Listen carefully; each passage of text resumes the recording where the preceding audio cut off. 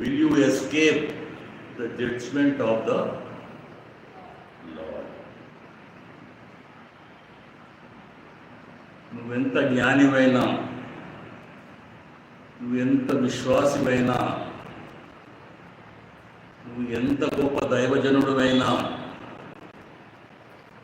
ఎంత మంచి టాలెంట్స్ ఉన్నా నీ దగ్గర, మంచిగా పాడగలుగుతావు, మంచిగా ఇన్స్ట్రుమెంట్స్ వాయించగలుగుతావు, దేవుణ్ణి స్తుతించగలుగుతావు, ప్రతి ఒక్క టాలెంట్ ఉన్నది నీ దగ్గర. కానీ నువ్వు చిన్న తప్పు చేస్తే మాత్రము దేవుని తీర్పు నుండి నువ్వు తప్పించుకోలేవు. మనుషుల తీర్పు నుంచి తప్పించుకోవచ్చు, మనుషులంటే ఈ లోకం తీర్పు నుంచి తప్పించుకోవచ్చు. విజయమాల్య వాడు ఇక్కడ తప్పులు చేసిపోయి ఎక్కడో కూర్చున్నాడు, తప్పించుకున్నాడు. నీరవ్ మోడీ తప్పించుకున్నాడు, మెహుల్ చోక్సీ తప్పించుకున్నాడు. కానీ దేవుని తీర్పును నువ్వు తప్పించుకోగలవా? తప్పించుకోలేను. తీయండి, మనమందరము మనకున్న బైబిల్లో నుండి రోమీయులకు రాసిన పత్రిక 2వ అధ్యాయము, రోమా 2వ అధ్యాయము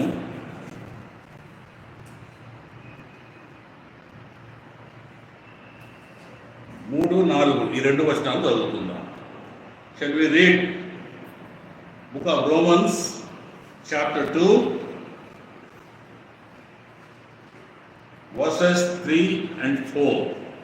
రోమీయులకు రాసిన పత్రిక 2వ అధ్యాయము 3-4. నేను చదువుతాను, మీరందరూ ఈ బైబిల్లో చూడండి. విషయం, అట్టి కార్యములు చేయవారికి తీర్పు తీర్చుచు వాటినే చేయుచున్న మనుషుడా, నీవు దేవుని తీర్పును తప్పించుకుందును అనుకుందువా? లేదా దేవుని అనుగ్రహము మారు మనసు పొందుటకు నేను ప్రేరేపించుదని ఎరుగక ఆయన అనుగ్రహైశ్వర్యములను సహన దీర్ఘశాంతములను నువ్వు తృణీకరించుదువా? ఇక్కడ 2 ప్రశ్నలు దేవుడు అడుగుతున్నాడు. మొదటి ప్రశ్న, దేవుని తీర్పును నువ్వు తప్పించుకుందువా? లేదా దేవుని అనుగ్రహము, ఆయన అనుగ్రహ ఐశ్వర్యము, సహనమును, దీర్ఘశాంతమును నీవు తృణీకరించుదువా? ప్రియులారా, బైబిల్లో కూడా మనం చూస్తాం కొంతమంది భక్తుల జీవితాలని. ఈరోజు మనం దేవుని గొప్ప అనుగ్రహం పొందిన భక్తులు, స్వయంగా దేవుడు వాళ్ళతోని మాట్లాడారు. అటువంటి వ్యక్తులు తప్పు చేస్తే దేవుడు వీడు మనోడే అని దేవునికి పక్షపాతం లేదు. మనము ప్రసంగి గ్రంథము ఒకసారి లేదు, డ్యూట్రానమీ ద్వితీయోపదేశ కాండం 10-17 దాన్ని చదువుకుంటే మనకు దాంట్లో దేవుడు అంటాడు, యెహోవా నరుల ముఖము లక్ష్య పెట్టేవాడు కాడు, అతను లంచము పుచ్చుకున్నాడు. లంచం ఎవరు పుచ్చుకుంటారు? మనుషులు. ఇవాళ మన సొసైటీ అంతా లంచంతోనే నిండి ఉన్నది. ఎక్కడ పోయినా కానీ లంచం ఇయ్యింది పని జరగదు కదా. కానీ ఇక్కడ బైబిల్ అంటది, ద్వితీయోపదేశ కాండము 10వ అధ్యాయము 17-19 దేవుడట నరుల ముఖాన్ని లక్ష్య పెట్టాడు. ఇంగ్లీష్లో చదవండి, డ్యూటెరోనమీ 10:17. ద్వితీయోపదేశ కాండము 10వ అధ్యాయము 17. For the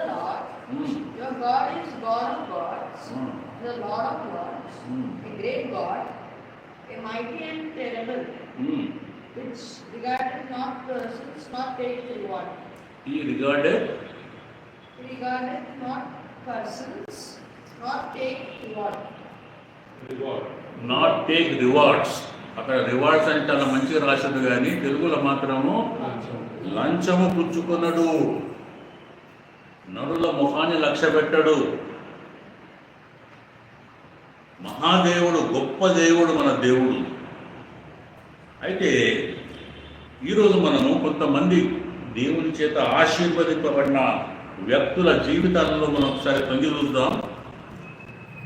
వీరు కూడా దేవుని తీర్పును తప్పించుకోవడం లేదు. ఎవరు వారు? మొదటిదిగా యాకోబు భక్తుడు మనకు కనబడతారు. ఆదికాండము 25-24లో మనము యాకోబు జీవితాన్ని మనము గమనిస్తాం. 27వ అధ్యాయము 25వ అధ్యాయము 24వ వచనంలో మనము వీరి స్టోరీ మనం చదవచ్చు. యాకోబు వాళ్ళ తండ్రి ఎవరు? ఇస్సాకు. యాకోబు వాళ్ళ మమ్మీ ఎవరు?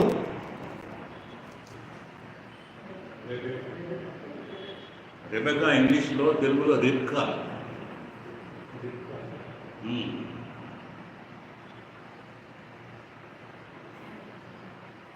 అయితే ఇక్కడ మనం చూస్తే 25వ అధ్యాయము 23వ వచనంలో యెహోవా రిబ్కాతోని అంటాడు, 2 జనములు నీ గర్భంలో కలవు, ఈ 2 జనపదలు నీ కడుపు నుండి ప్రత్యేకంగా వచ్చును, ఒక జనపదం కంటే ఒక జనపదము బలిష్టమైండును, పెద్దవాడు చిన్నవానికి దాసుడగును. దేవుడు ఇక్కడ క్లియర్గా చెప్తున్నాడు పుట్టకముందే యాకోబు గురించి. యాకోబు చిన్నవాడు, ఆయన అన్న ఎవరు? పెద్దవాడు ఏశావు. అయితే ఇక్కడ దేవుడు అంటాడు, పెద్దవాడు చిన్నవాడికి దాసుడనుగును అని చెప్పి దేవుడు ముందుగానే ప్రవచిస్తున్నాడు ఇక్కడ. పిల్లారా, ఈ యాకోబు మాటలే మంచి నేర్పరి. ఇక్కడ ఇంకో వాక్యం 27వ వచనంలో రాయబడి ఉంటుంది, చిన్నవారు ఎదిగినప్పుడు ఏశావు వేటాడుటయందు నేర్పరి అయి అరణ్యవాసిగా నుండెను, యాకోబు సాధువై గుడారములో నివసించుచుండెను. పెద్దోడేమో ఒక పెద్ద షికారి అనుకోండి, వేటకోడు, వేట మాంసం తెచ్చుడు తినుడు, వాడు అరణ్యంలో ఎక్కువ రోజులు ఉంటుండే. కానీ ఏశావు చిన్నోడు సాధువై,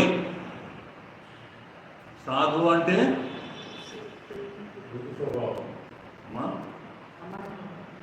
అమాయకుడు. సాధు అంటే సింపుల్ అనొచ్చు, మంచి గుణంలో కలవాడు. ఇంతకుముందు చెప్పాను, ఒక సాధువు నీళ్ళ చెరువుల స్నానం చేస్తుంటే ఒక తేలు కొట్టుకోబోతుంటే పాపం దాన్ని రక్షిస్తేందుకు చేతులు తీసుకుంటే మనం చేయనంతా కలిసింది. రక్తం కాకుంటే ఇంకోటి చూసి అన్నాడట, అది ఏమైనా తేలు పట్టుకుంటావా, నీకు తెలియదా అని కొడుతుందంటే ఆయన అన్నాడట, తేలు నైజము కొట్టుడే, నాది రక్షించుట. అటువంటి వాడు సాధు అంటారు. అంటే మంచి గుణంలో కలిగిన వ్యక్తి. ఇక్కడ దేవుడు అంటాడు, యాకోబు సాధువై గుడారంలో నివసించెను. పిల్లారా, ఈ యాకోబు 27వ అధ్యాయం 1వ వచనంలో మనం చూస్తే, అప్పటికి ఇద్దరు పెరిగి పెద్దగా అయిపోయారు. ఇస్సాకు వృద్ధుడైపోయాడు.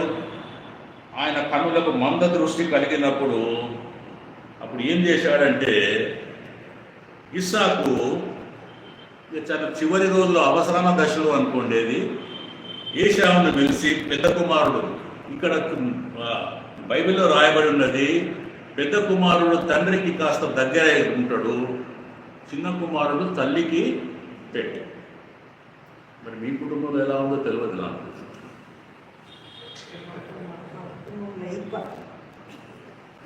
పెద్ద కుమారుడు తండ్రికి క్లోజ్, చిన్న కుమారుడు తల్లికి క్లోజ్.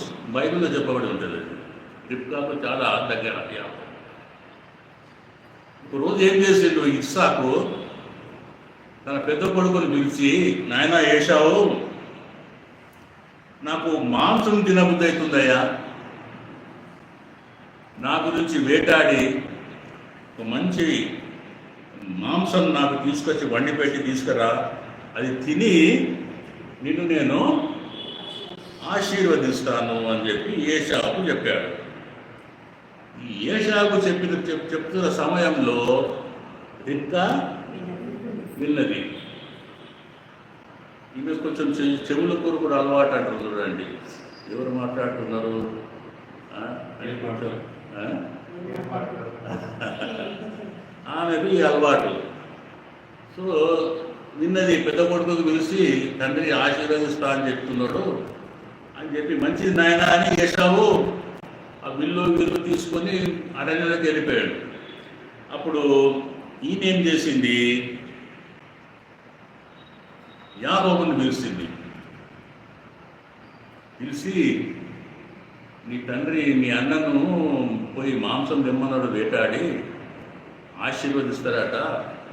ఆయన వచ్చే ముందు నువ్వు ఆ మందలకు పోయి 2 మంచి మేకపిల్లలను పట్టుకరా, దాన్ని కోసి వండి పెట్టిస్తా, పోయి మీ నాయనకి ఇచ్చి తినిపించి నువ్వు ఆశీర్వాదాలు పొందు అని అంటాడు వాళ్ళ అమ్మ. అయితే ఇక్కడ యాకోబు కొంచెం వెనుక ముందు అవుతాడు. నా తండ్రి ఒకరు తెలుసుకుంటే, నా స్వరం గుర్తుపడితే, అదిగాక నేను ఉన్నట్టు వాడిని, నేను నా చర్మం నున్నగా ఉంటుంది, మా అన్నకు అన్ని రోమాలు ఉంటాయి, బాగా వెంట్రుకలు ఉంటాయి, ఈజీగా గుర్తుపడతాయి కదా అమ్మా, నువ్వు ఆశీర్వాదాలు అంటావు, ఒకవేళ నాయనకు తెలిసిందంటే నన్ను శాపన పెడతాను, నన్ను you will curse me instead of blessing me అంటే, అది నేను చూసుకుంటే నీకు అవన్నీ ఎందుకు, నేను ముందు పోయి ఆ మేక పిల్లలను పడతారా అని చెప్పి మేక పిల్లలను తీసుకురమ్మని చెప్తుంది. ఇక్కడ మనము ఆలోచించదగిన పాయింట్ ఏంటంటే, ఇస్సాకు ఇంత వృద్ధుడైనా కానీ ఆయనకు మాంసం తినాలనే కోరిక ఉండేది. చూడండి, మనిషికి శరీర కోరికల్లో ఒక వయసు తర్వాత మనం చంపుకోవాలి. అవి ఎన్ని అనర్థాలకు దారితీస్తావో ఏంటో అది. ఇక్కడ కూడా ఇస్సాకు జీవితంలో కూడా ఆయన మాంసం తినాలనే కోరిక ఆ కుటుంబంలో ఒక చీలిక తీసుకొచ్చింది.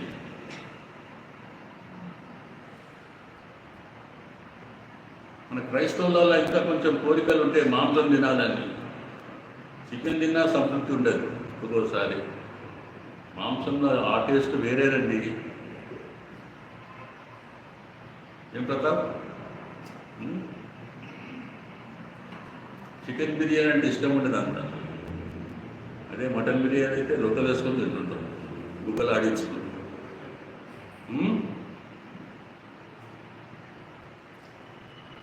అయితే వృద్ధుడైన ఇస్సాకు కూడా ఇంకా మాంసం తినాలనే కోరిక ఉన్నది ఇక్కడ.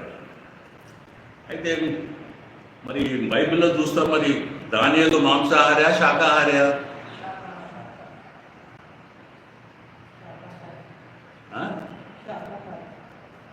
చెప్పండి, చెప్పకుండా సగమాడి. Vegetarian, good. దానియేలు 1వ అధ్యాయం 12వ వచనంలో శాకాధాన్యాదులు తీసుకురండి అంటాడు ఆయన. దేవుని కొరకు నపుంసకునిగా మార్చబడిన దానియేలు, దేవుని కొరకు బ్రతికిన దానియేలు. మనము కూడా ఇటువంటి శరీర సంబంధమైన కోరికలకు మనము దూరంగా ఉండాలి. అయితే ఇప్పుడు ఏమైందంటే, యాకోబు పోయి మేకలను కోసినాక రిబ్కా మంచిగా కూర వండింది. She's a very good cook.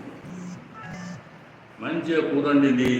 కూర వండినాక ఏం చేసింది, ఆ మేక తోలు ఉంటుంది కదా, అది కూడా వేస్ట్ పోనీయలే. Very clever lady. దాన్ని తీసుకొచ్చి ఏం చేసింది? యాకోబు ఆ చేతుల మీద భుజం మీద పూలను అంటే మొత్తానికి మేకలో అన్ని పార్ట్స్ను వాడుకున్నది, ఏది వేస్ట్ పోనీయలే.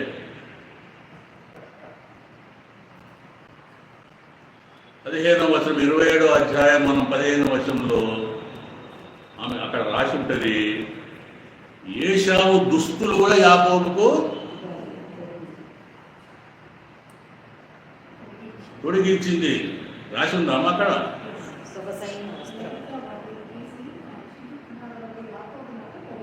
తొడిగించింది. చూడండి, దుస్తులు తొడిగించింది ఏశావు, చేతుల మీద అంతా. మరి ఎందుకంతా పెద్ద కొడుకు మీద కక్ష అర్థం కాలేనా? చిన్న కొడుకు మీద ప్రేమ ఉండాలి కదా. అన్న నాకు నెగ్లెక్ట్ చేస్తారా మరి? అమ్మ చేయొద్దు కదా. గుడ్. అయితే యాకోబు ఏం చేసిండు? తండ్రి దగ్గరకు వచ్చిండు. నా తండ్రి మాంసం తీసుకొచ్చిన అంటే కొంచెం కన్ను కనబడాయి. ఎవరు నువ్వు అని ఇస్సాకు అడిగిండు. నేను నాయన ఏశావును అని చెప్పిండు. ఇస్సాకు అనుకున్నాడు, స్వరం చూస్తే యాకోబు ఉన్నది, నేను ఏశావు అంటుడు, దగ్గరికి రా అన్నాడు. అని 20వ వచనంలో 27-20లో ఏం నాయన ఇంత తొందరగా నువ్వు వేద మాంసం తీసుకొచ్చినావు అంటే ఇక్కడ ఏమంటాడు ఆయన? ఎంత తెలివిగా జవాబు చెప్తాడు చూడండి, అక్కడ చదవండి. అది అగో దేవుడైన యెహోవానట ఆ జింకనో మరి ఇంకా దేన్నో అది మాంసం ఉన్నది, జింకనే అనుకుంటా బహుశా, నా ఎదురుగా రప్పించిండు. అబద్ధము, శుద్ధ అబద్ధం. నేను తక్కువ దాన్ని కొట్టినా సచ్చేది పోసినా తీసుకొచ్చిన. ఇంత తొందరగా వచ్చినావు ఏంటంటే దేవుని పేరు మీద, దేవుని మీద వేసేసిండు. దేవుడే పంపించిండు నా ఎదుటికి. పిల్లారా, ఇంత త్వరగా వచ్చిందంటే దానికి బచ్చి తెలుగుగా జవాబు చెప్పిండు. అయినా కానీ ఇస్సాకుకు డౌట్, ఎందుకంటే స్వరం మాత్రమే యాకోబుకు ఉన్నదని చెప్పి మళ్ళీ 24వ వచనంలో మళ్ళీ కన్ఫర్మ్ చేసుకుంటున్నాడు. ఏశావువేనా? అవును నాయన నేను ఏశావునే అని మరీ కన్ఫర్మ్గా చెప్పిండు. అబద్ధాలు ఆడేటోళ్ళు కూడా చాలా కన్ఫర్మ్గా అబద్ధాలు ఆడతారండి, దాంతోనే నమ్ముతారు. ఈవెన్ పిల్లలు కూడా హోంవర్క్ చేసినావా మమ్మీ, ఎంత కన్ఫర్మ్ అంటే అంత కన్ఫర్మ్. ఇక మమ్మీకి కూడా డౌట్ రాదు, వాడు చేయడు. దొంగ. చదివినవా? రేపు ఎగ్జామ్ ఉంది, ఎప్పుడో చదివినా మమ్మీ, ఎంత కన్ఫర్మ్గా చెప్తారు అనుకున్నావు?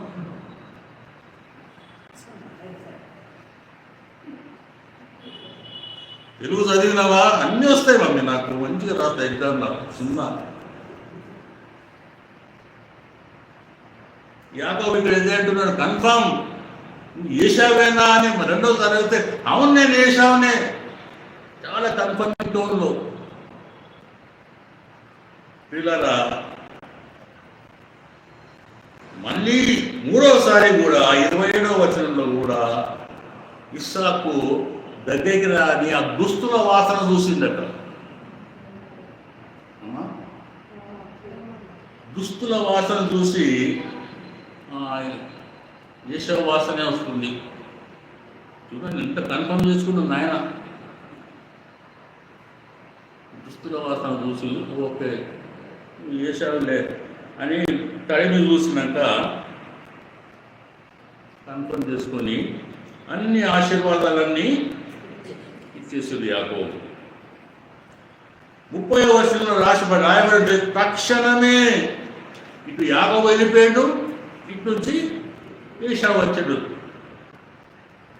నాయన వచ్చిన నేను నన్ను దీవించు, ఇదిగో వేట మాంసం కూర తెచ్చిన ఆయన అనే వరకు ఇక్కడ రాసిన వాక్యం ఏంటంటే అక్కడ ఇస్సాకు గడగడగడా వణికిపోయిందట. ముసలాయన ఎవరు నువ్వు అంటే నేను ఆయన ఏశావును, నువ్వే తెమ్మన్నావు కదా వేట కూర. అవును తెచ్చిన నాయన, వండి తెచ్చిన నాయన. మరి ఇందాక వచ్చి నేను నాకు వండి పెట్టి తినిపించింది ఎవరు మరి? అప్పుడు 35వ వచనంలో అంటాడు ఏశావు, వాడికి యాకోబు అనే పేరు సరిపోయింది. యాకోబు అంటే మోసగాడు. వాడు ఇంతకుముందు నన్ను మోసం చేసిండు, ఆ కూర దగ్గర నా జ్యేష్ఠత్వాన్ని తీసుకున్నాడు, మళ్ళీ ఇక్కడ నన్ను మోసం చేసిండు అని 41వ వచనంలో రాయబడి ఉంటుంది. ఏశావు యాకోబు మీద పగబట్టిండు అని. తండ్రిని అడుగుతాడు ఏశావు, నాయనా ఒక్క ఆశీర్వాదం కూడా లేదు నీ దగ్గర. ఏడ్చుకుంటా ఉంటాడు పెద్ద కొడుకు. లేదు నాయన, అన్ని ఆశీర్వాదాన్ని తమ్ముడికి ఇచ్చేస్తున్నా.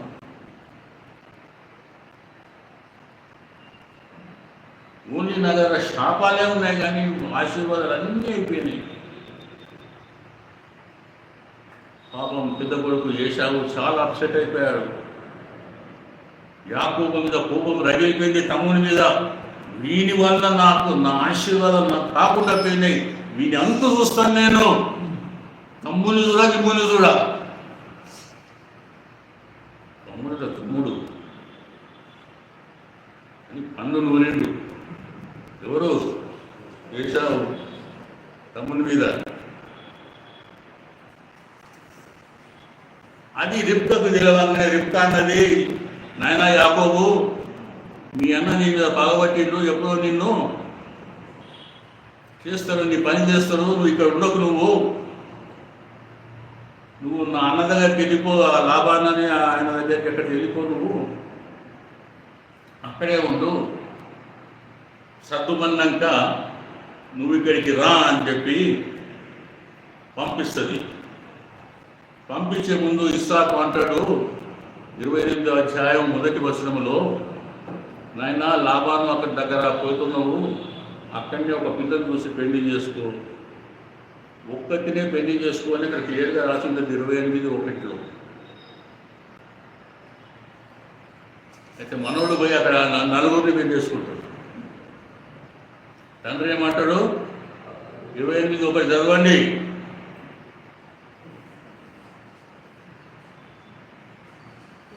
యాకోబును పిలిపించి, నీవు కనాను కుమార్తెలలో యువతను వివాహము చేసుకునకూడదు, నీవు లేచి వర్ధనరాములో ఉన్న నీ తల్లికి తండ్రి అయిన లాబాను దగ్గరికి పోయి ఇంటికి వెళ్ళి అక్కడ నీ తల్లి సహోదరుడు లాబాను కుమార్తెలలో ఒకదానిని అతనికి ఆజ్ఞాపించి ఏమని ఆజ్ఞాపించడు? చాలండి, ఏమని ఆజ్ఞాపించడు? ఒకదాని అన్నాడు. మనోడు పోయి నలుగురినే గారు 2+2 ఆఫర్లు వచ్చిన ఇంకా ఇద్దరు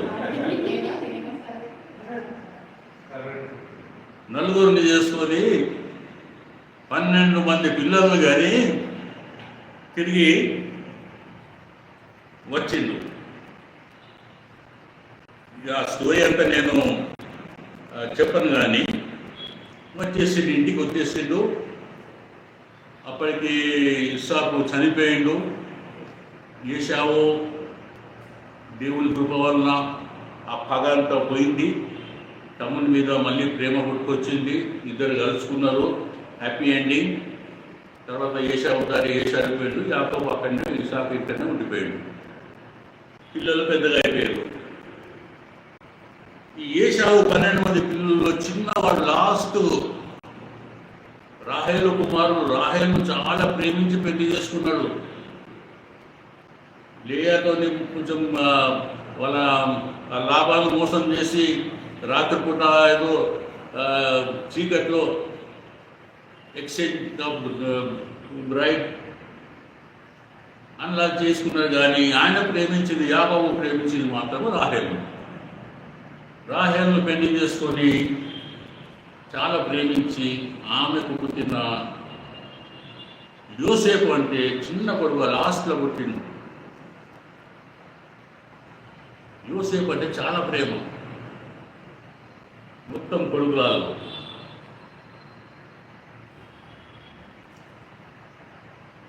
క్రిస్మస్ పండుగ వచ్చింది. ఏం చేస్తాం మనమంతా? పిల్లలకు బట్టలు కదా. యాకోబు ఏం చేసిండు? చిన్నోనికి మంచిగా రంగురంగుల నిలువుటంగి కొట్టించిండట. మిగతా 11 మందికి ఒక పెద్ద బిన్ని థాన్ తీసుకొచ్చి అందరికీ యూనిఫామ్ కాకుండా పడేసింది. చిన్నోనికి మాత్రమో రంగురంగుల నిలువుటంగి కొట్టించింది.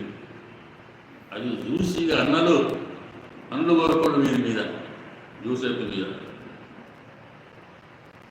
కానీ తండ్రికి చెప్పలేరు, చెదురు చెప్పలేరు. ఏం నాయనా వానికి రంగురంగులా కొట్టించి మాట ఒక బిన్ని తాను కొట్టించినావు నువ్వు చెప్పలే. కానీ అన్నలు మనసులో పెట్టుకున్నారు, వీరికి స్పెషల్ ట్రీట్మెంటు. దానికి తోడు యోసేపు అలవాటు ఏంటంటే కళలో వచ్చింది. కళలో భావము యోసేపుకు అదొక వరం, దేవుడు ఇచ్చిన వరం. ఆయన ఇంకోసారి అందరం పిలిచి అన్నలారా రండి ఏందిరా అంటే, ఇవో నాకు కలబడ్డది. ఏం కలబడ్డది? నేను మీరందరూ అదేమంటారు దాని పనులు మోపుల్లాగా పనులులాగా పెరిగారు, మీరందరూ నా ముందట మోకరించారు అని చెప్పే వరకు మళ్ళా పన్ను కొరికారు అన్నారు. నీ ముందట మేము మోకరించాలన్నారా అని చెప్పి వాళ్ళకి అప్పటి నుంచి యోసేపు మీద పగ.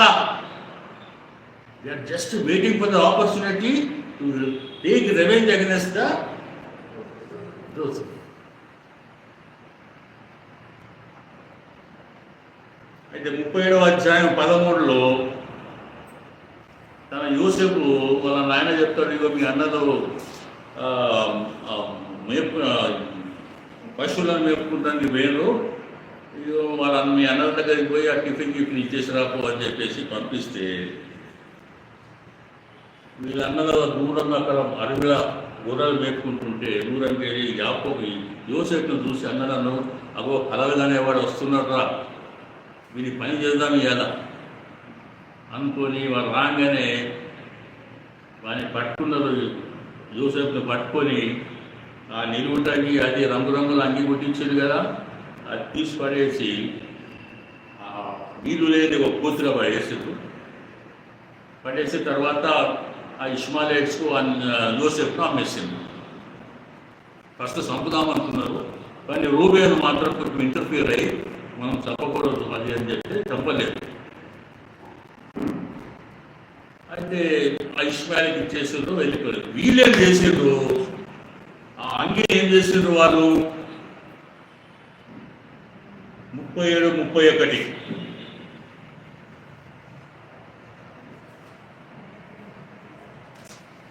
అంగి ఏం చేసిండ్రు? వారు యోసేపు అంగిని తీసుకొని ఒక మేక పిల్లను చంపి దాని రక్తంలో దానిని ముంచి ఆ విచిత్రమైన నిలువుటంగిని పంపగా వారి తండ్రి. ఇక చాలా థ్యాంక్ యూ గారు. ఇక్కడ గమనించవలసిన విషయము, మేకపిల్ల రక్తంలో ముంచి రిబ్కా ఏం చేసింది? తండ్రిని మోసం చేసేందుకు మేకపిల్లను చంపింది. తప్పలే. ఇప్పుడు కొడుకులు ఏం చేస్తున్నారు? మేకపిల్ల రక్తంలో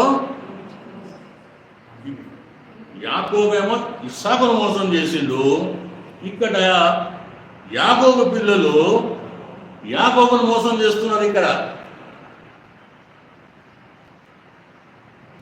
మేక రక్తంలో ఆ నిలువుటంగిని ముంచి తీసుకొని పోయి యాకోబు దగ్గర పోయి, డాడీ ఇది ఎవరిది అంగి ఇది అని చూసారు. ఇదో ఇది నాది, యోసేపుది అంగి. ఏమైంది అంటే, ఏదో మరి ఆ అడవులకు ఏ పులో ఏ జంతువు తిన్నది, ఈ రక్తంతో కట్టినాక ఉన్నది అని చెప్పాడు యాకోబును. ఇక బట్టలు చింపుకొని, అక్కడ బైబిల్లో రాసుంటుంది, అక్కడ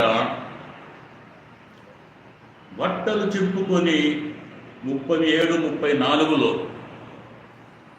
37 వర్స్లో చదవండి ఒకసారి. అది 34 వర్స్ అయ్యారు. మీరు చదివింది 31 చదివిండ్రు. యాకోబు తన బట్టలు చుట్టుకొని తన నడుమున గోనె పట్ట కట్టుకొని అనేక దినములు తన కుమారుని నిమిత్తము అంగలార్చుచుండగా, చాలండి, అనేక దినములు కుమారుని గురించి అంగలార్చుచుండగా చాలా ఏడ్చిన యాకోబు, ఫేవరెట్ సన్ యోసేపు. ఇంత ఏడ్చున్నా కానీ 11 మంది పిల్లలకు ఏమి జాలి కలగలేదు తండ్రి మీద.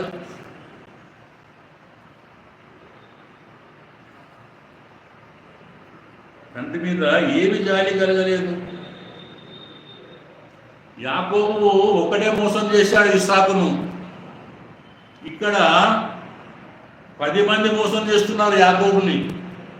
ప్రియులారా, మీరు ఎవరినైనా మోసం చేస్తే, ఒక్క మోసం చేస్తే 10 సార్లు నువ్వు మోసపోతావు. జాగ్రత్త, ఈ దేవుని తీర్పు ఇది. యాకోబును దేవుడు దీవించాడు, కానీ తీర్పు కూడా తీసుకొచ్చాడు. ఇక్కడ యాకోబు ఒక్కడే మోసగించాడు వాళ్ళ నాయనను. ఇక్కడ 10 మంది మోసగిస్తున్నారు. 10 సార్లు మోసపోతావు నువ్వు, ఒక్కసారి నువ్వు ఎవరన్నా మోసగిస్తే. జాగ్రత్త. ఇక్కడ దేవుడు ఏ కొలతతో యాకోబు కొలిసిండో అదే కొలత ఇక్కడ యాకోబును కొలుస్తున్నాడు. మత్తయి సువార్త 7వ అధ్యాయం 2వ వచనం చదవండి ఒకసారి.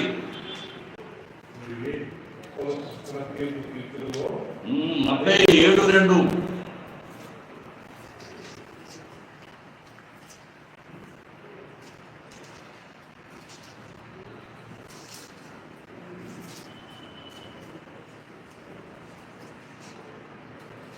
మత్తయి 7:2.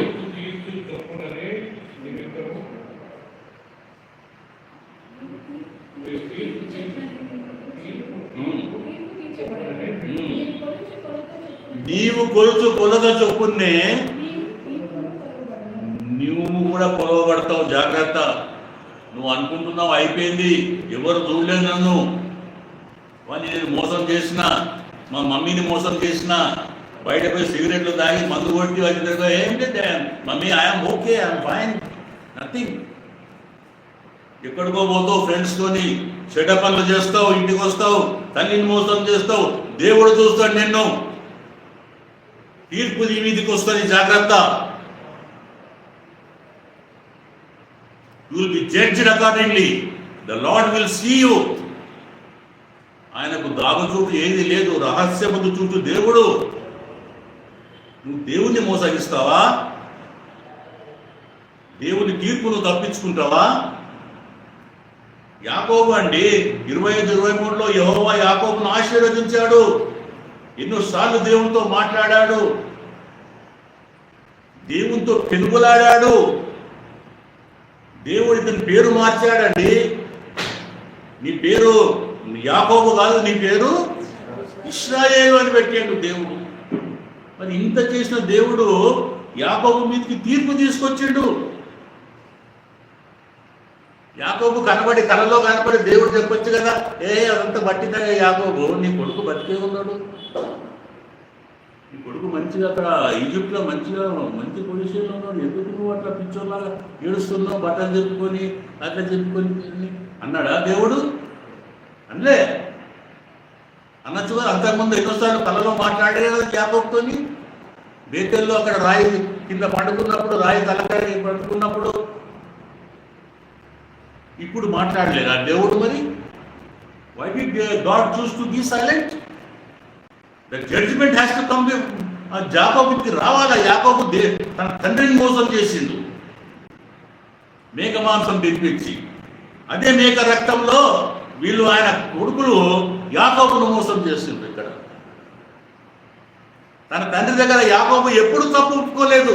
నాయనా నిన్ను మోసం చేసిన నేను నీకు ఏషావునని చెప్పి నిన్ను మోసం చేసిన నాయనా అని చెప్పిండు ఇస్సాకు ముందట. కొడుకులు కూడా యాకోబుకు చెప్పలేదు, నాయనా మేము ఈయనను ఎవరిని యోసేపుని మేము చంపలేదు, ఇట్లా అమ్మేసినాము, నిన్ను మట్టిగా మోసం చేసాము మీరు చెప్పిర్రా యాకోబుకు? చెప్పలేదు. ఎప్పుడు నువ్వు తప్పు ఒప్పుకుంటావో నీ తల్లిదండ్రుల దగ్గర, నీ దేవుని ముందట నువ్వు తప్పు ఒప్పుకుంటావో, నీ పిల్లలు కూడా నీ ముందట వాళ్ళ తప్పు ఒప్పుకుంటారు. యాకోబు ఇస్సాకు ముందట ఒప్పుకోలేదు.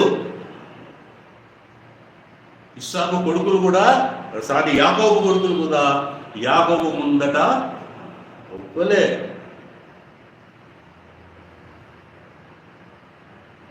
ఏ కొలతతో నువ్వు కొలుస్తావో అదే కొలత నీకు కూడా కొలవబడుతుందని యేసుక్రీస్తు ప్రభు చెప్తున్నాడు మత్తయి సువార్త 7:2.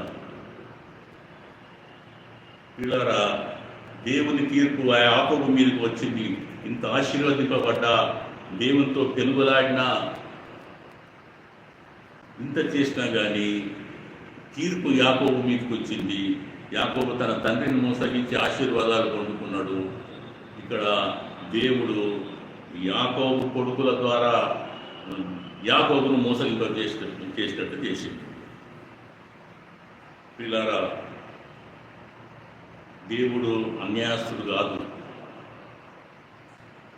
దేవుడు అన్యాయస్తుడు కాదు. హెబ్రీయులకు రాసిన పత్రిక 6:10, యోబు గ్రంథం 34:10 రెండు చదవండి ఒకసారి. చాలా మంది అంటుంటారు ఒక్కోసారి, అయ్యా దేవుడు నాకు అన్యాయం చేశాడయ్యా, నా భార్యను తీసుకుపోయాడయ్యా, నా భర్తను తీసుకుపోయాడయ్యా, అనాథలు చేశాడయ్యా, పిల్లల్ని అన్యాయం చేశాడయ్యా దేవుడు.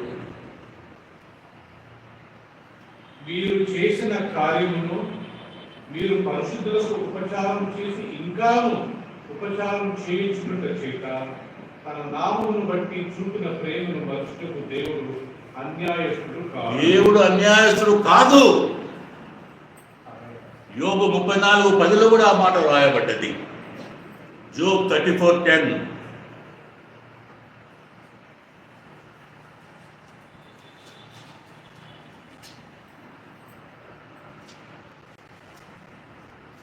సింహపు పిల్లలు లేవి గలవై యోబు 34:10. కీర్తనకు ముందు చెప్పు. నా మాట ఆలకించండి. దేవుడు అన్యాయం చేయుట అసంభవం. It's impossible.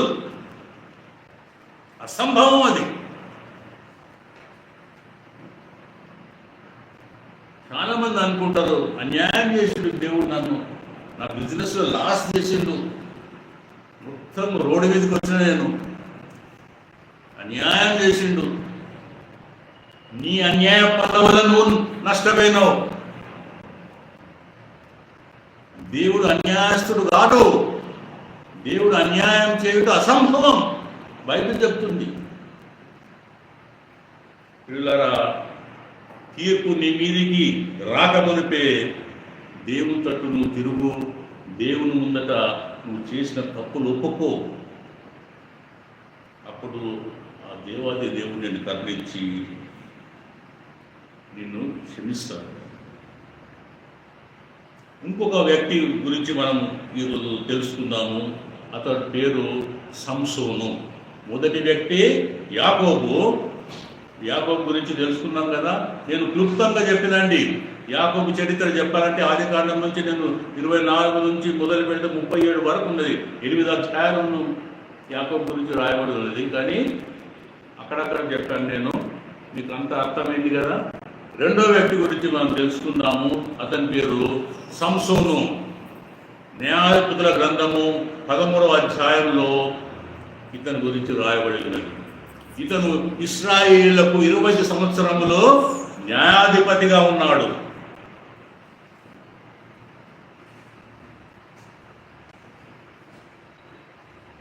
ఇతని దేవుడు ఒక ప్రత్యేకమైన పని గురించి, ఏం పని అంటే ఇశ్రాయేలీయులను ఫిలిష్తీయుల చేతి నుండి విడిపిస్తేందుకు ప్రత్యేకంగా నాజీరు చేయబడి, నాజీరు అంటే ప్రతిష్ఠించబడి, కొన్ని జాగ్రత్తలు వాళ్ళ అమ్మకి చెప్పిండు.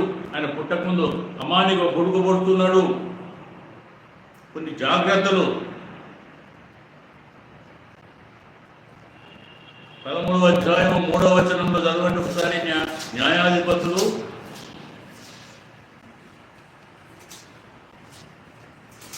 Book of judges 13:3.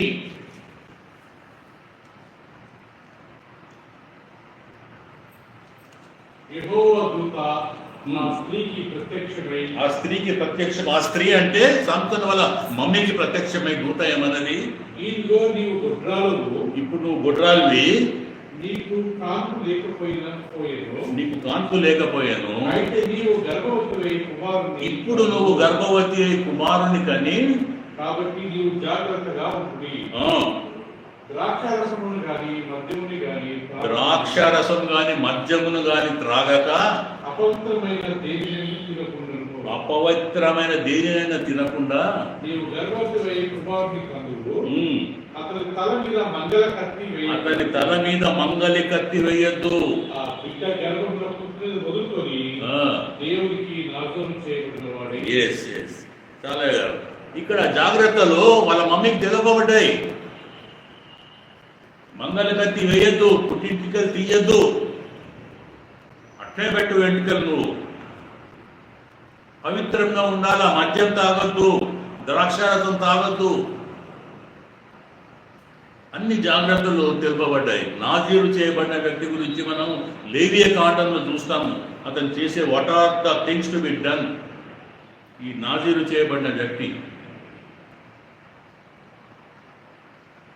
కొంతమంది ఇప్పుడు దేవుని మీద వదిలిపెడతారు. కొంతమంది ఇప్పుడు ఈవెన్ హిందూవులలో కూడా కొన్ని అమ్మవారి పేరు మీద ఎడ్లను దీన్ని వదిలిపెట్టేస్తారు, దాన్ని ఇచ్చారు, ముట్టారు దాన్ని. అట్లా నాజీరు దేవుని మీద నాజీరు ఎంటికలు అన్యాయంగా నువ్వు మంగళ కత్తి వేయద్దు అంటే ఇక ఆయన మొత్తం ఎంటికలు పెరుగుతూనే ఉంటాయి ఇక.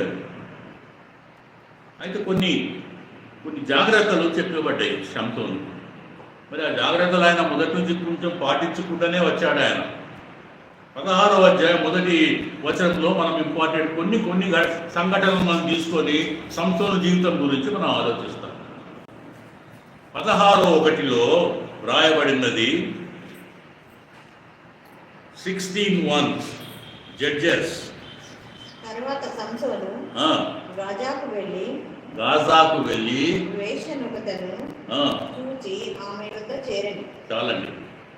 ఇక్కడ సంసోను దేవుని చేత నాజీరు చేయబడిన వ్యక్తి, ఫిలిష్తీయుల చేతుల నుండి ఇశ్రాయేలును రక్షించ దాని గురించే ఈయన నాజీరు చేయబడి దేవుని చేత బలమంత్రయింపబడ్డ ఈ వ్యక్తి ఎక్కడికి వెళ్ళాడు? గాజా. గాజా అంటే మీకు తెలుసు కదా, ఇవాళ రేపు అన్ని న్యూస్లో ఉంటుంది. ఫిలిష్తీయుల పట్టణము గాజా. ఇది అప్పటి నుంచి ఉండేది. ఇది నేను మొన్న చెప్పాను, 5 పట్టణాలు, ఇంపార్టెంట్ పట్టణాలు: గాజా, ఎక్రోను, అష్టారోతు, గాతు. సో ఈ గాజాకు పోయిండండి సంసోను. దేనికి పోయిండు? వేశ్య దగ్గరికి పోయిండు.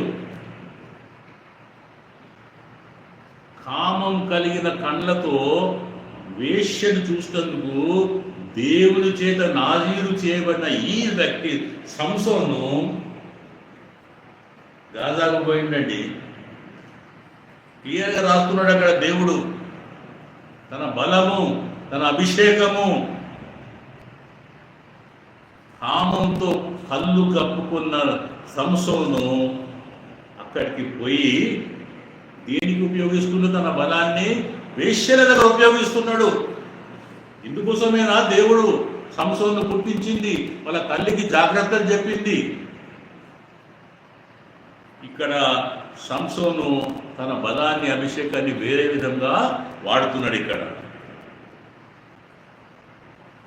4వ వచనంలో 16:4 అక్కడికి పోయిన తర్వాత ఇతను దెలీలా అనే ఒక స్త్రీని చూసి మోహించాడు అని రాయబడ్డది. అక్కడ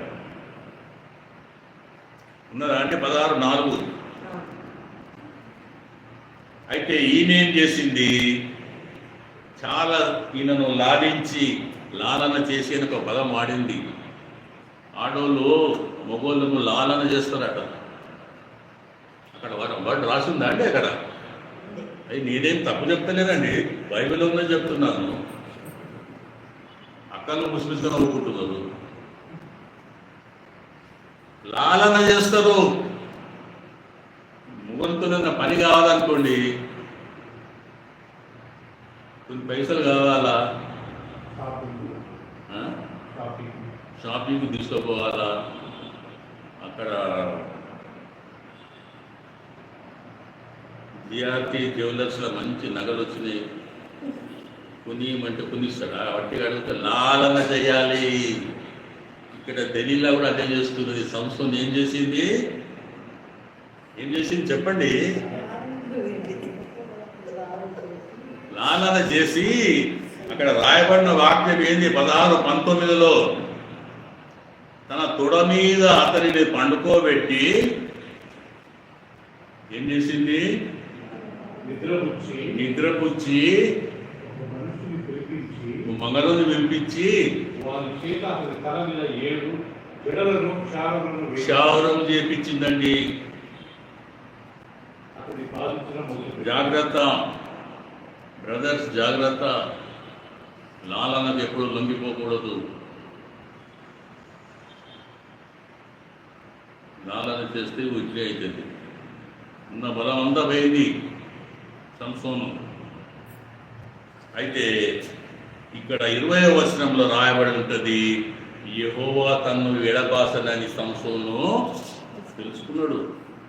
ఎప్పుడైతే లేచిండో బలం పోయింది. అప్పుడే అనుకున్నాడు సంసోను, the God has left me, నన్ను వదిలిపెట్టిండు దేవుడు అని చెప్పి తెలుసుకున్నాడు. వీళ్ళారా, ఇక్కడ మనం చదవవలసిన వాక్యం ఏంటంటే 21, అప్పుడు ఫిలిష్తీయులు ఇతన్ని పట్టుకొని ఇతని కళ్ళను ఆ సాపిట నుంచి పీకేసిండ్రు, ఊడదీసిండ్రని చెప్పి రాయబడి ఉంటుంది. అక్కడ కన్నులు తీసేసి ఎక్కడికి తీసుకుపోయినండి? మళ్ళీ గాజాకు తీసుకుపోయినండి. 16:1 ఏం రాసిపడింది? సంసోను కామం కలిగిన కన్నులు పెట్టుకొని వేశ్యల దగ్గరికి పోయిండు గాజాకు. ఇక్కడ దేవుడు ఆ కన్నులను తీసిపడేసి మళ్ళీ సంసోను గాజాలో దింపుతున్నాడండి. This is the judgement of the God. ఎక్కడ నువ్వు కామంతో కన్ను పట్టుకొని గాజాకు పోయావో, దేవుడు నీ కన్నులు పీక్పడేసి మళ్ళీ గాజాలో దింపుతున్నాడు నిన్ను. దేవుని తీర్పును తప్పించుకుంటూ అతనిలా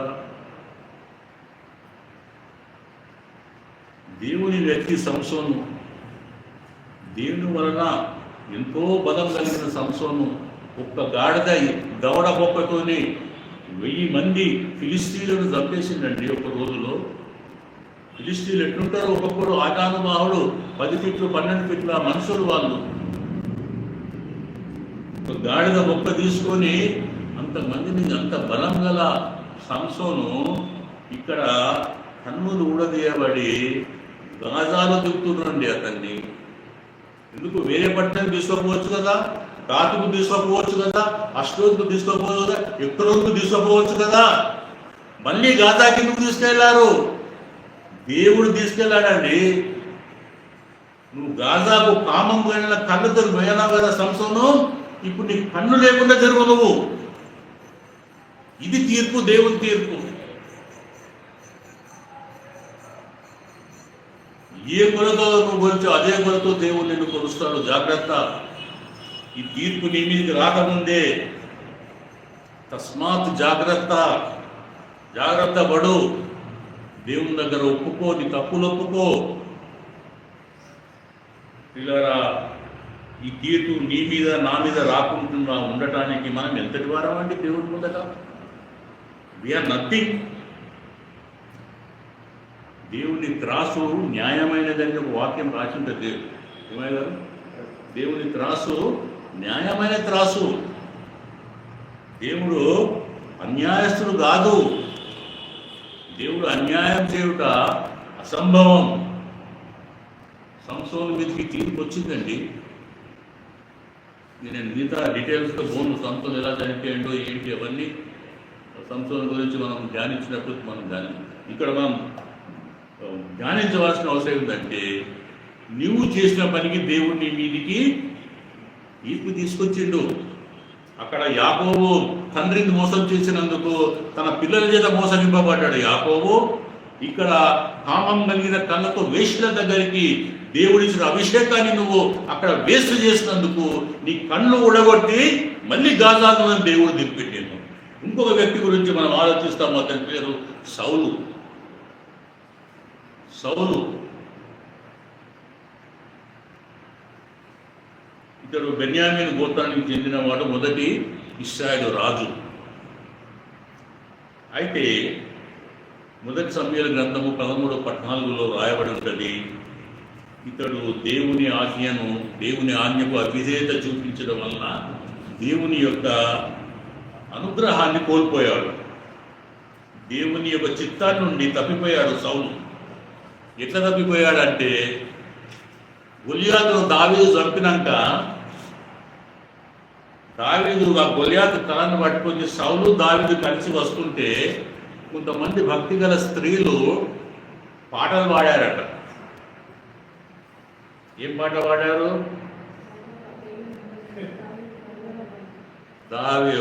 సౌలు 1000 మందిని, దావీదు 10,000 మందిని అని పాట పాడారు. మరి ఆ పూర్తి పాట అక్కడ బైబిల్తో రాయలేదు, కానీ వాటి చరణం రాసి వదిలేశారు. అసలు నేను ఒకవేళ ఆ భక్తిగల స్త్రీల గుంపులో ఉంటే అసలు సౌలుకి ఎందుకండి? సౌలుకు 1000 కూడా ఇచ్చేవాడిని కాదు. ఏం చేశాడు సౌలు? ఏమయ్యారు? ఏం చేయలేదు, వట్టిగా కూర్చున్నాడు అంతే. టెంట్లా చేసిందంతా దావిదే కదా. అయినా కానీ ఎప్పుడైతే స్త్రీలు ఆ పాట పాడినో సౌలుకు చాలా ఇన్సల్ట్ ఫీల్ అయింది. అక్కడ రాయబడిన మాట ఏంటంటే 18:10 మొదటి సమూయేలు 18:10 సౌలు ఆ పాట నచ్చలేదండి. దాని ట్యూను నచ్చలేదు, దాని వర్సెస్ నచ్చలేదు. ఆయన 18:10 దావీదు మీద అప్పటి నుండి ఏం పెట్టాడట? విషపు చూపు నిలిపాను అని రాయబడింది అక్కడ 18:10. నెక్స్ట్ వర్స్లోనే దావీదును సౌలు ఏం చేశాడట? 18:11 ఈట తీసుకొని జావెలిన్, ఈట తెలుసు కదండి, 6 అడుగులు ఉంటుంది జావెలిన్ త్రో. చూసారా? Neeraj Chopra champion, gold medalist Olympics. ఆయన దేంట్లో ఆయన జావెలిన్ త్రో. ఇక్కడ సౌలు దగ్గర కూడా జావెలిన్, ఈజ్ ఆల్సో ఛాంపియన్. సౌలు జావెలిన్ తీసి వేసిండు దావీదుకు. దేవుడు కొంచెం తప్పించాడు దావీదుని. ఇక్కడ రాయబడి ఉంటుంది 19:10 కూడా ఈట విసిరిండు. 20 సార్లు అటెంప్ట్ చేసిండు సౌలు. అయితే చాలా సౌలు వెంటబడ్డాడండి ఈయన సంపుదానని. అయితే 31 అప్పుడు ఈట విసిరి సౌలు చంపేటందుకు ఇతను 31:9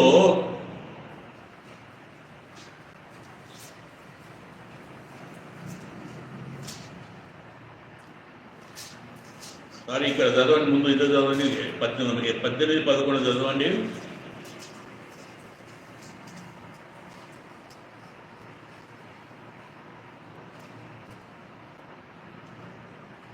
18-11 ఒకసారి చదవండి ప్లీజ్. ముందర ముగించేస్తాను. అప్పుడు సౌలు చేతిలో ఒక ఈట ఉండగా దావీదును పొడిచి గోడకు బిగించుకుని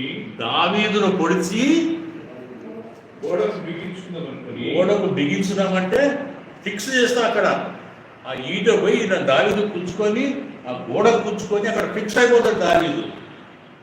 సౌలు ఆ ఈటను విసిరేదు అనుకొని, బయటికి చెప్పలేదు సౌలు, అనుకొని మనసులో అనుకొని ఈట విసిరేనండి. అనుకున్నాడు, బయటికి చెప్పలేదు. కానీ దేవుడు అతని తలంపులు గ్రహించాడు. మనం అనుకుంటాము దీని గురించి చెడ్డగా మాట్లాడతాం, వాని గురించి చెడ్డగా మాట్లాడతాము, ఎవరు వినలేదు అనుకుంటాం మనం. ఎవరు వింటారు అదే మాటలు? నువ్వు నా గురించి చెడ్డగా మాట్లాడినా, ఆ సిస్టర్ గురించి చెడ్డగా మాట్లాడినా దేవుడు వింటాడు. తలంపులు గ్రహించే దేవుడు, నీ హృదయాల ఆలోచన పుట్టక ముందే గ్రహించే దేవుడు. అది విషయం మర్చిపోకూడదు. మీరు తీర్పు మీదికి వస్తుంది, మీ మీదికి. You will be judged by the God.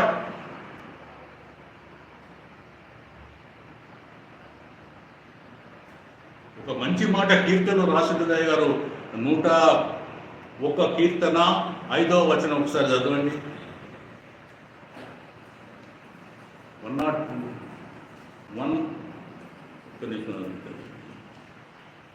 101 కీర్తన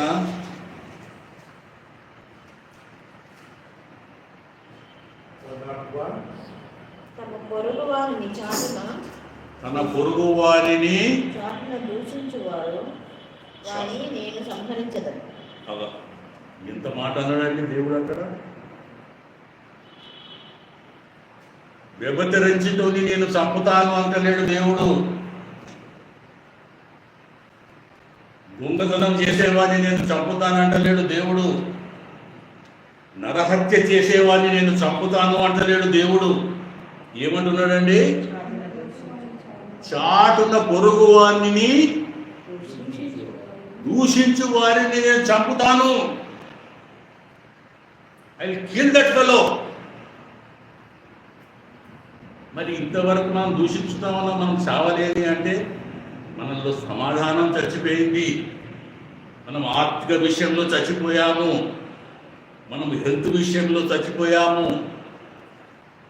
చంపుడు అంటే దేవుడు చంపుడు అంటే ప్రాణం తీసుడు కాదు. అయితే ఇక్కడ సౌలు మనసులో అనుకున్నాడు, వీని నేను గోడకు బిగిస్తాను అనుకుంటే 31వ అధ్యాయము 10వ వచనంలో సౌలును గిల్బోవా పర్వతం మీద ఫిలిస్తీయులు చంపి సౌలును తీసుకుపోయి ఏం చేశారట అండి? చదవండి ఒకసారి అక్కడ 31:10.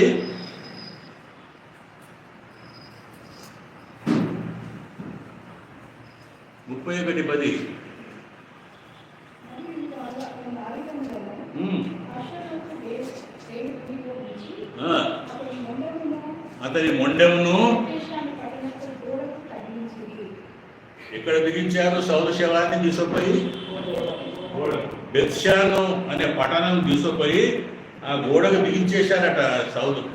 సౌలు ఏమనుకున్నాడు? ఫస్ట్ దావీదును నేను విధిస్తాను అనుకున్నాడు. కానీ దేవుడు ఏం చేసిండు? ఎంత తీర్పు అండి దేవుని తీర్పు. దేవుని తీర్పు గమనించిందా సిస్టర్? ఆయన అనుకున్నాడు అంతే, చెప్పలేదు సౌలు బయటికి. మనసులో అనుకున్నాడు, వీని నేను ఫిక్స్ చేస్తా గోడకు అంటే దేవుడు ఏం చేసిండు? ఆయన మొండానట, తల లేదు. ముండను తీసుకుపోయి బేషాను గోడకు ఫిక్స్ చేసేసాడు దేవుడు. That is the judgement of the god. You cannot escape the judgement of the god. నువ్వు తప్పించుకోలేవు ప్రియురా. నేను ముందే చెప్పాను, ఈ లోకం judgement you can escape. Vijay Mallya escape అయిండు, నీరవ్ మోడీ ఎస్కేప్ అయిండు, కానీ నువ్వు కాలేవు దేవుని తీర్పు. ఎట్లా ఫిక్స్ చేసిండు సౌలును? సౌలు కూడా అభిషేకింపబడిన వాడే, దేవుడు దావీదు కూడా అభిషేకించిన వాడే. కానీ అన్నెసరిగా దేవుని దావీదు వెనుక పడి దావీదు చంపుదామని చివరకు తానే చనిపోయాడు. కుక్క చావు చచ్చాడు. తల ఎక్కడో పడిపోయింది. మొండను తీసుకెళ్ళి గోడ ఫిక్స్ చేసేది అక్కడ దేశాన్ని విలేజ్లో. పిల్లారా, దేవుని తీర్పును నువ్వు తప్పించుకోలేవు. ఇంకా 2-3 వ్యక్తుల గురించి నేను చెప్పేది ఉంది. మళ్ళొకసారి ఐ విల్ ట్రై టు. దావీదు గురించి కూడా చెప్పాల్సి ఉన్నది. దావీదు కూడా దేవుని తీర్పుకు లోబడ్డాడు. ఆయన చేసిన పాపాన్ని బట్టి దావీదు యొక్క 4 కొడుకులు చనిపోయారు. అది కంటిన్యూ చేస్తానండి. దేవుడి కొద్ది మాటలు దీవించుడు దాకా ప్రార్థించుకుందాం. దయగల మా తండ్రి, కృపగల మా ప్రభువా, నాయనా తండ్రి, రోమాల రోమియోకు రాసిన పత్రిక 2వ అధ్యాయం 3వ వచనంలో నాయన తండ్రి మీరు సెలవిచ్చిన ప్రకారం దేవుని తీర్పును తప్పించుకుందావా అని చెప్పి అడిగినాం నాయన తండ్రి. తప్పించుకోలేము నాయన తండ్రి, నీ తీర్పును మేము తప్పించుకోలేము తండ్రి. నాయన తండ్రి మేము చేసిన పనులకు పశ్చాత్తాపడుతున్నాం తండ్రి. మేము చేసిన తప్పిదములు క్షమించండి తండ్రి. మనసు ప్రలోభపడి నాయన తండ్రి, మనసు మాట మేము విని నాయన తండ్రి, నీకు విరుద్ధంగా నేను ఎన్నో పాపములు చేస్తాం నాయన తండ్రి. ఆ పాపాలను క్షమించండి తండ్రి. ఒప్పుకుంటున్నాం నాయన తండ్రి, పశ్చాత్తాపడుతున్నాం తండ్రి. మీ కృప మా మీద ఉంచండి తండ్రి. నాయన తండ్రి మీ తీర్పు మా మీదకి రప్పించకండి, మా పిల్లల మీదకి రప్పించకండి తండ్రి. దేవా తండ్రి ఆ తీర్పు మేము తట్టుకోలేము నాయన తండ్రి. ఈ గొప్ప కృప మా మీద ఉంచండి తండ్రి. కూడి వచ్చిన ప్రతి ఒక్క కుటుంబాన్ని దీవించండి, ఆశీర్వదించండి తండ్రి. ఆకాశపు వాకిళ్లను విప్పి మెండైన ఆశీర్వాదాలు కుమ్మరించండి తండ్రి. మేము మంచి పనులు చేసి నేను మెప్పించే భాగ్యం మాకు కలిగించమని యేసునామంలో అడిగి వేడుకుంటున్నాం మా పరమ తండ్రి. Thank you.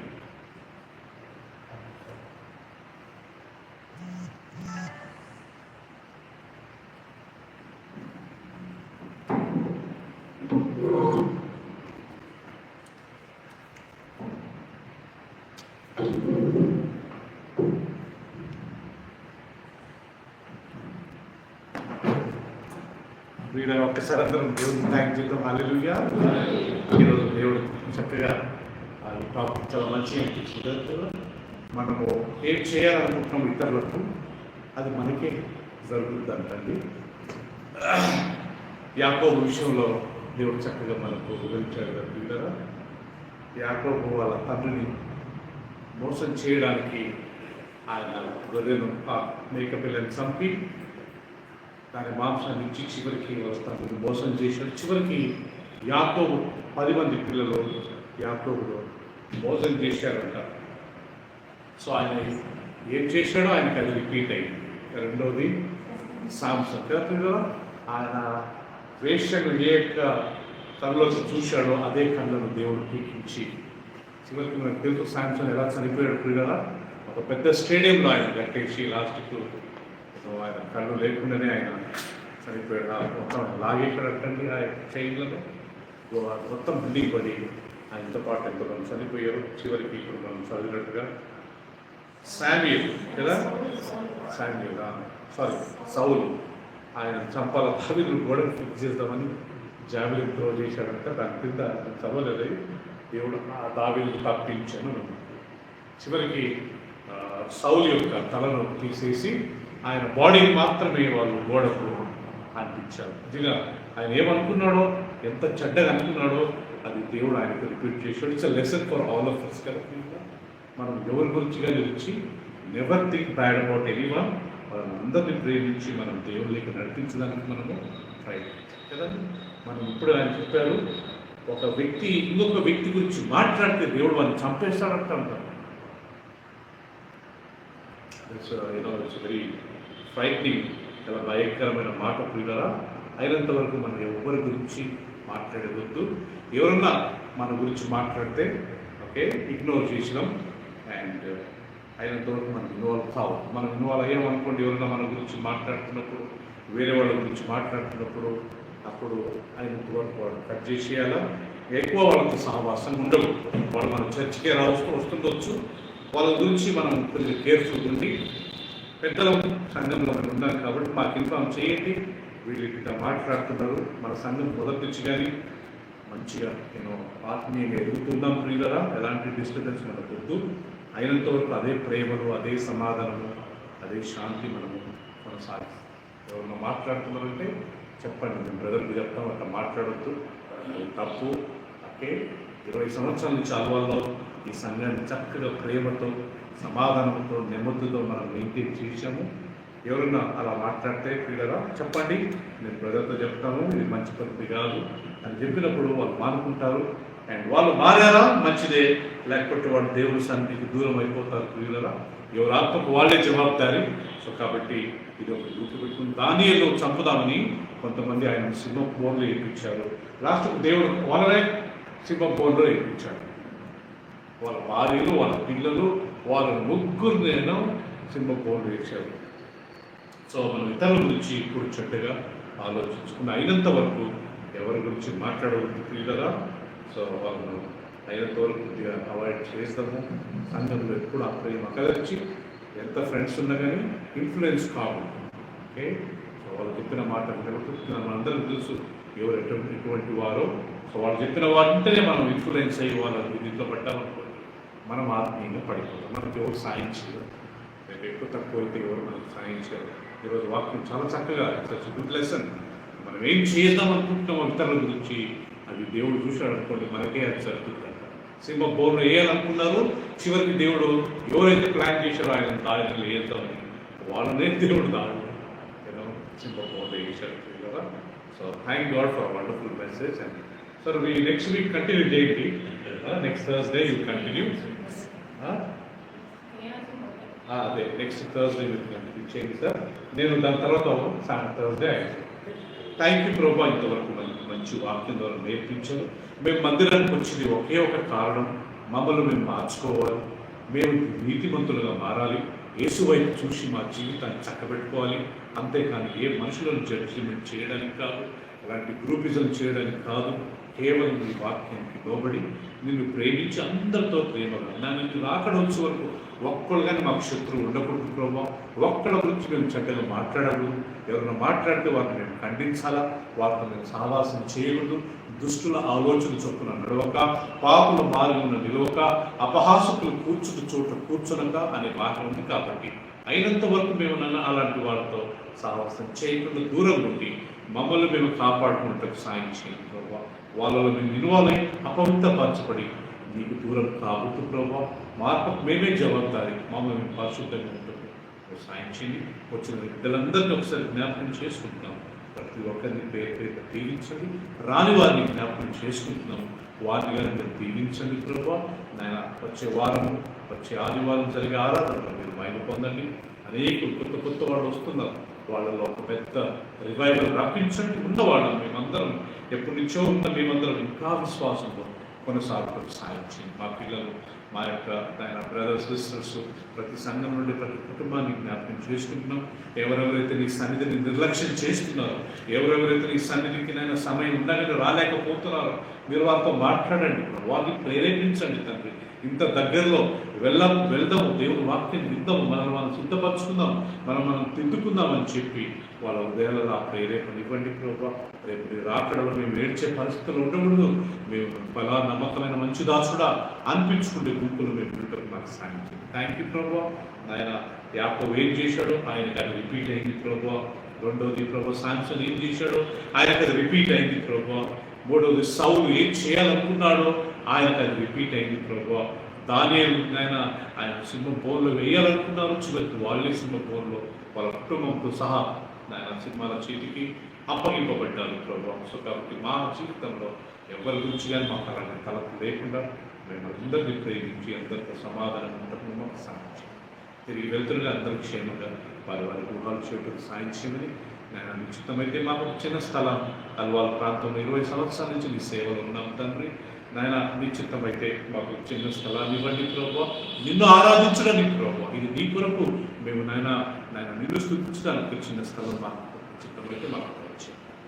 నీకే వందనాలు చెల్లిస్తూ యేసు ప్రభు అతి పరిశుద్ధ నామంలో ప్రార్థించి స్తుతించి వేడుకుంటున్నాం తండ్రి. ఆమేన్, ఆమేన్, ఆమేన్. చివరికి మన తండ్రి అయిన దేవుని ప్రేమ, తన కుమారుడు మన రక్షకుడైన యేసుక్రీస్తు యొక్క కృపయు పరిశుద్ధాత్మక సావాసము మనందరికీ ఆయన ప్రేమించు వారికి ఇప్పుడు సదాకాలం తోడైనను గాక. ఆమేన్, ఆమేన్. ప్రియులారా, మన కుటుంబస్తులను మన కుటుంబ సభ్యులను ప్రేరేపించుదాము. ఓకే, ప్రతి గురువారం ప్రతి ఆదివారం వాళ్ళను ఇన్వైట్ చేద్దాము. పేరెంట్స్గా అండ్ మన పిల్లలు ప్రోత్సహిద్దాం. భార్యగా, భర్తగా మన హస్బెండ్ వైఫ్ని మనం ప్రేరేపిద్దాం. వాళ్ళు వస్తే దేవుని వాక్యాన్ని వినడం వల్ల ఎన్నో విషయాలు నేర్చుకుని మార్పు వస్తుంది కదండి. మన ద్వారా మన కుటుంబస్తులు మారాలంటే అది మనకి చాలా బ్లెస్సింగ్ అండి. And God willing will meet again. అందరికీ ప్రైజ్ ది లార్డ్. కొన్ని స్నాక్స్ ఉన్నాయి, దయచేసి ప్రియులారా తీసుకోండి. ఈరోజు అన్ని బంద్ ఉంటాయి. So we have taken praise Lord. Praise Lord. Sir next మీదే సార్.